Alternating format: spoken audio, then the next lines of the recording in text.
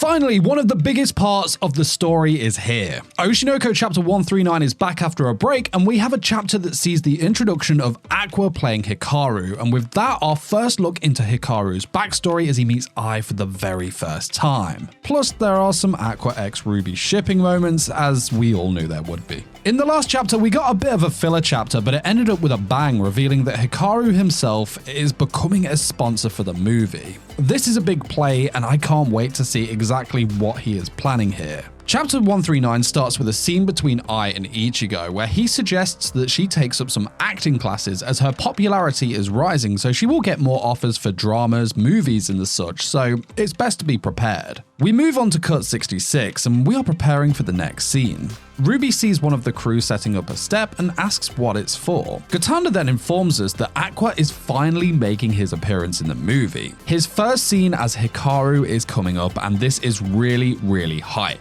He also explains that the step is to amend the height difference between Aqua and Ruby. In this scene, Aqua is playing Hikaru when he was a middle schooler, and back then he was shorter than Ai. Interestingly, Ruby has a reaction to hearing her father's name. She says, "Hikaru Kamiki, our father, is the person who killed Mama." It's a really great panel of Ruby here. You can see the intensity in her eyes. It's vacant all but for the one thing she's thinking of. She also knows he was the one responsible for Ai's death. We then see Frill with one of the child actors, and we get a bit of information about how the agencies only tend to give out the well-behaved kids for shooting. Makes sense as time is money in the biz, and it's stated if the kid cries a lot, we have to stop filming.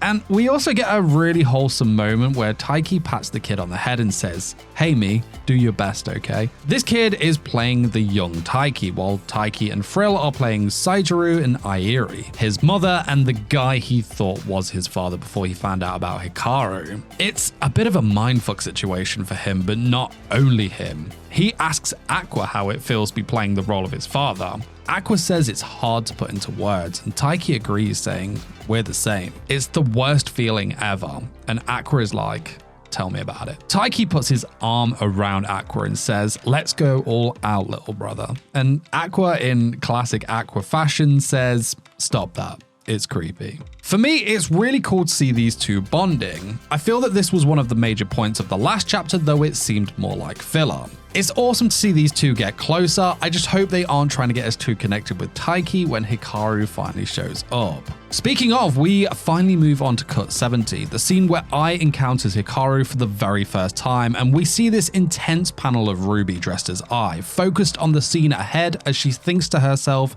that she has to keep her feelings stable. The person approaching her is neither her brother nor her enemy, just a middle schooler she's meeting for the first time. Stable, indifferent, and as Ruby sees Aqua, yeah, not stable. Far from it, as she completely freaks out over how adorable Aqua looks as a middle schooler. I mean, we see heart-throbbing emotes and she's even sweating, so much so that it's a straight cut of the scene. God damn it, Ruby. Gotanda gives her a bop for being too horny and tells her to be more serious. Ruby says, I know, but it's not easy when you have a very handsome brother, you know? The Aqua x Ruby shippers are rejoicing, and Gotanda is like us as he thinks to himself, what is wrong with these siblings? Gotanda then tells her that she should know better than anyone just what this scene is about and what it means. Ruby looks down and thinks that's right. Without this encounter, we wouldn't have been born. However, without this encounter, Mama wouldn't have died either. She thinks to herself, if only this man had never been there. But then she breaks and gives in to her brother urges again and says, but useless, he's just too adorable. Keep it in your pants, Ruby. And you're gonna say Gotanda's face as he says cut really does say it all. It was perfect. We then move on to the next scene where Saijiro, played by Taiki, approaches Ai, asking if she had just joined today and asked how she got on. Ai says that she didn't understand anything and found it hard, so Saijiro asks which part is difficult before Airi, played by Frill, steps in. She says, you sure have guts to flirt with another woman in front of your wife and son. This, of course, makes Saijiro flustered, but she was just kidding. However, she's still a weirdo though, as we of course know. Ai says she recognizes her from a morning drama, and Saijiro introduces his family to Ai. He says they are my pride and joy, and from what we all know of this situation, poor guy, man, like he has no idea at all. And like, especially when we see who he grabs hold of next.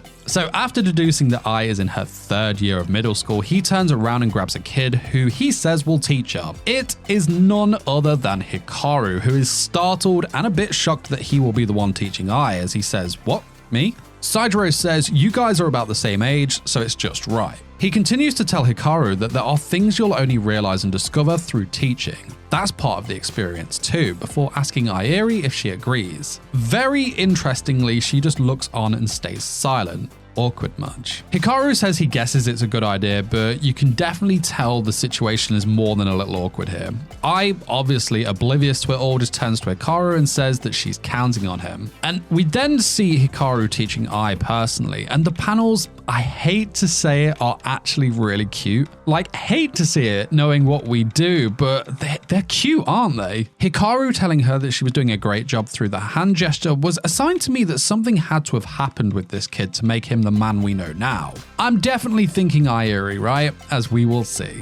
During the scene, Ruby looks at Aqua and thinks to herself, what a fair kid. He's young, beautiful, and cute. He's like a special jewel that everyone wants to own. The very definition of lookism. I wonder if everyone sees me like this too. Lookism is an interesting word. We'll see it later, and it's also the name of the chapter, but it describes the prejudice and discrimination people have towards others because of their appearance. I believe what's being said here is that he's judged by his appearance and looks rather than by him as a person. Now, back to the scene. Ai is pinching Hikaru's cheeks, and other than being a little WTF bro, he does manage to get away. However, he then bumps into none other than Airi. She says to Hikaru that the two seem to be having fun. A young cute girl must be better than a married woman like me, huh? I sense a little or a lot of jealousy from Airi here, who definitely seems to have Hikaru under her control. Airi is an interesting character, definitely someone who knows what she wants and goes after it, but in this case, it's definitely all sorts of wrong.